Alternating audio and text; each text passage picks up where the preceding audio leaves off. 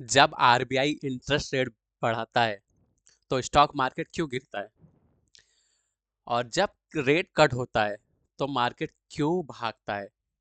क्या रिलेशन है interest rate और शेयर मार्केट का? आज समझेंगे एक रियल कनेक्शन। अब कनेक्शन और कॉन्सेप्ट, सबसे पहले कॉन्सेप्ट एक्सप्लेन कर देता हूं मैं। तो इंटरेस्ट रेट इकोनॉमी का टेम्परेचर कंट्रोल सिस्टम है। जब इंटरेस्ट रेट हाई होता है तो क्या होता है?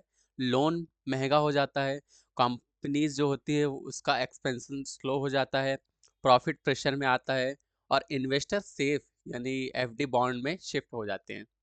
तो इसका रिजल्ट क्या होता है? रिजल्ट ये होता है कि स्टॉक मार्केट में प्रेशर पड़ता है। और जब इंटरेस्ट रेट लो होता है तो लोन सस्ता होता है ना, बिजनेसेस ग्रोथ फास्ट होती है, स्पेंडिंग बढ़ता है और इक्विटी अट्रैक्टिव लगती है। तो इनका रिजल्ट क्या? मार्केट में रैली आता है। ये सब अगर होता है तो मार्केट में रैली आता है। अब इसको एक एग्जाम्पल के साथ समझो।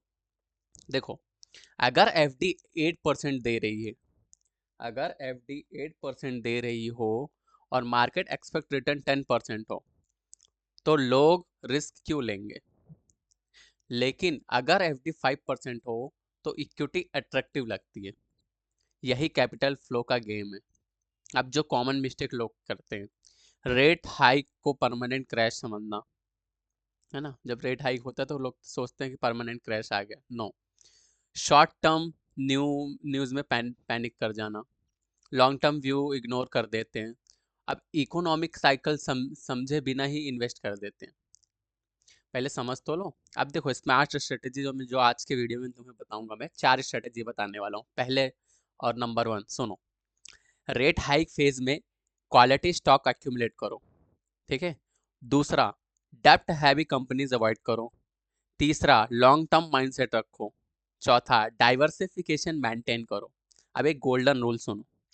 Interest rate change short term impact देता है, वहीं स्ट्रॉन्ग बिजनेसेस जो होते हैं वो लॉन्ग टर्म सरवाइव करते हैं। समझे? अब एंडिंग में मैं बस इतना ही बोलूंगा, तो बोलूंगा कि स्मार्ट इन्वेस्टर जो होते हैं, सुनो आप ध्यान से, स्मार्ट इन्वेस्टर सिर्फ स्टॉक नहीं देखता, इकोनॉमी भी देखता है ना। जो स्मार्ट इन्वेस्टर होते हैं वो सिर्फ स्टॉक नहीं देखते, वो इकोनॉमी भी देखते हैं। तो इंटरेस्ट रेट अगर समझ लिया है तो मार्केट मूव समझ आ जाएगा। और तुम समझ गए हो, मार्केट नॉइस नहीं, इकोनॉमिक लॉजिक फ्लो करो। समझे? चलो ठीक है। तो मैं सीखता हूँ और तुम्हें सिखाता हूँ।